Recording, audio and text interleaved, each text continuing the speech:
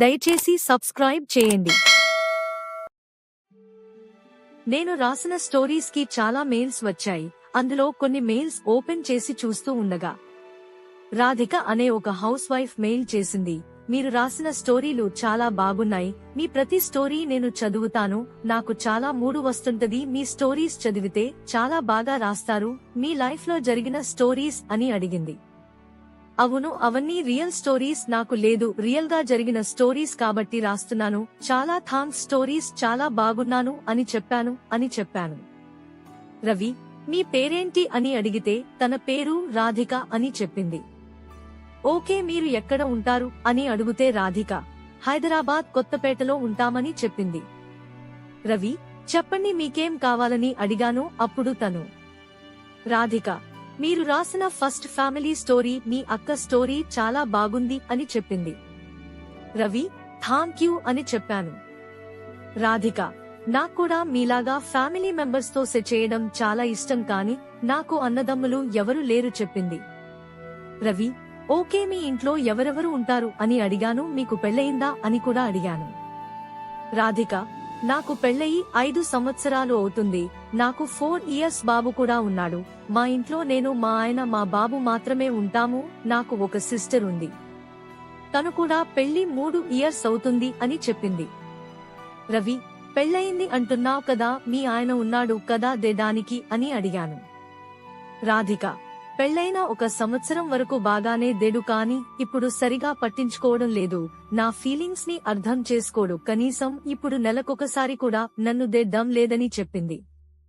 రవి, అవునా, మరి అయితే ఇప్పుడు నీ ఫీలింగ్స్ ఎలా కంట్రోల్ చేసుకుంటున్నావని అడిగితే రాధిక, కోరికలు చాలా ఎక్కువ, అందుకే నేను నా ఫీలింగ్స్ బాగా ఎక్కువ ఫింగరింగ్, అలాగే క్యారెట్ లేదా కీరాతో నా కోరికలను తీర్చుకుంటాను అని చెప్పింది. రవి, నువ్వు ఎన్ని క్యారెట్లు పెట్టుకున్నా, ఎన్ని కీరాలు పెట్టుకున్నా, ఎన్నిసార్లు ఫింగరింగ్ చేసుకున్నా, ఒక మగాడి పక్కలో పడుకుంటే వచ్చే సుఖం వేరేలాగా ఉంటుంది. అది నీకు కూడా తెలుసు అని చెప్పాను. రాధిక, అవును, కానీ ఏం చేయను, మా ఆయనకు నా మీద చాలా అనుమానం. నన్ను చిన్నప్పటి నుంచి ఇంట్లో వాళ్ళు కూడా చాలా పద్ధతిగా పెంచారు. నేను ఇప్పటివరకు మా ఆయనతో తప్ప ఇంకా వేరే మగాడి పక్కలో పడుకోలే, వేరే మగాడితో కూడా దేకోలేను అని చెప్పింది. రవి, ఇప్పటివరకు కూడా నువ్వు మీ ఆయనతో తప్ప ఇంకా వేరే మగాడితో కూడా దేచుకోలేవు, చాలా గ్రేట్ అని చెప్పారు. రాధిక, నాకు చాలాసార్లు అనిపిస్తోంది, కానీ ఏం చేస్తాం, మా ఇంట్లో వాళ్ల కోసం నా ఫీలింగ్ ని నేనే కంట్రోల్ చేసుకుంటున్నా. కనీసం నాకు ఒక అన్న తమ్ముడు ఉంటే వాడితో అయినాదే చుకునే దాన్ని. ఒక సిస్టర్ ఉంది అంతే. మీరు ఏమీ అనుకోకపోతే నేను మిమ్మల్ని అన్నయ్య అని పిలవచ్చా అని అడిగింది. రవి, సరే, మీ ఇష్టం, ఎలాగైనా పిలవండి. అన్న తమ్ముడు ఇష్టం వచ్చినట్టు పిలవండి. మీకు ఎప్పుడన్నా కావాలంటే ఈ అన్నయ్య ఉన్నాడని మర్చిపోకండి.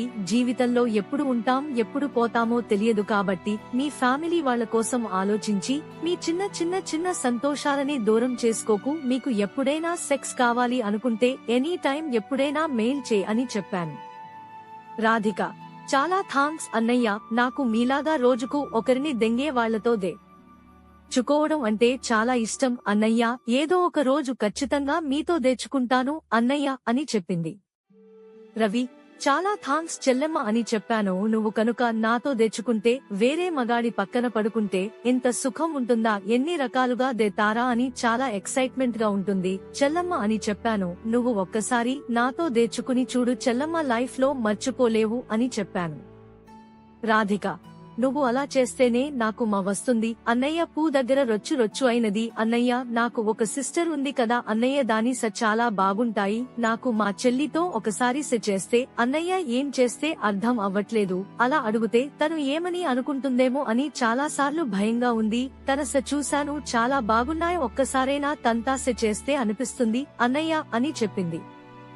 రవి, అవునా చెల్లెమ్మ, అంత బాగుంటాయా మీ చెల్లి అని అడిగాను. మీ చెల్లి వాళ్ళ ఆయన తనని దేడ్డం లేదా, అసలు ఇంకా స్టీఫ్ గా ఉన్నాయంటున్నా. చాలా బాగున్నావు కదా, ఇంకా జార లేవా, బాగా పిస్క లేదా అని అడిగాను.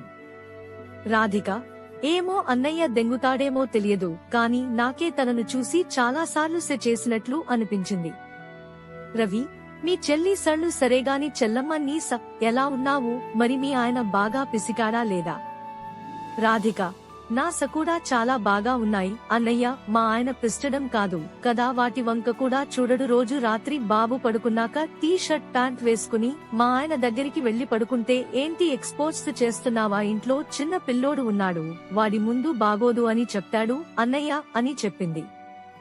మా బాబు ఇంట్లో ఉన్నప్పుడు అలానే అంటాడు, వాడు లేనప్పుడు అలానే ఉంటాడు. నాకు అర్థం అయిపోయింది అన్నయ్య, తనకి నాతో సెట్ చేయడం గాని తనకి ఫీలింగ్స్ లేవు, నా ఫీలింగ్స్ ని అర్థం చేసుకోడు అని అర్థమైంది అన్నయ్య అని చెప్పింది.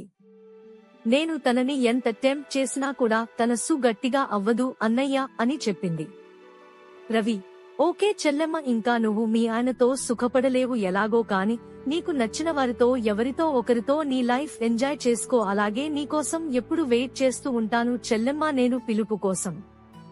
రాధిక: అన్నయ్య ఖచ్చితంగా మీతో తెచ్చుకుంటాను అన్నయ్య, కాని నాకు ఇంకొంచెం టైం కావాలి, బట్ ఇప్పుడు అంటే కుదరదు, ఇంకా కొన్ని నెలలు పడుతుంది అన్నయ్య, సారీ ఏమనుకోకు అని చెప్పింది. అప్పటి వరకు మనం ఇలాగే చాట్ చేసుకున్నాం, నాకు మీ వాట్సాప్ నంబర్ ఇవ్వండి, వాట్సాప్ లో చాట్ చేసుకుని ఫొటోస్ పిక్స్ పంపించుకుందాం న్యూడ్ గా. నా నంబర్ ని మీ ఫోన్ లో సిస్టర్ అని సేవ్ చేసుకోండి, నేను నా ఫోన్ లో బ్రదర్ అని సేవ్ చేసుకుంటానని చెప్పింది.